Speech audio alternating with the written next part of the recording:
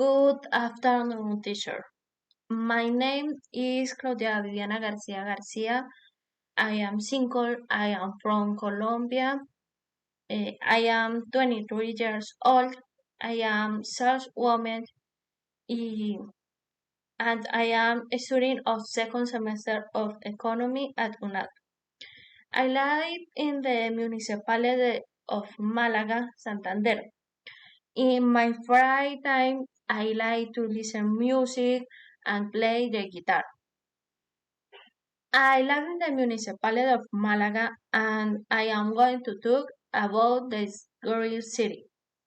Malaga is a small city located in Colombia, Santander.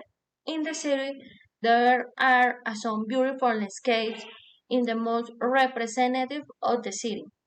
Its main touristic center is a place called the Rock of the Goat. It stands out because there is natural goat on the rock. Also, gastronomy is another touristic attraction because its typical food is very representative. I always enjoy the food. In conclusion, in Missouri there are beautiful landscapes and typical food that represents it.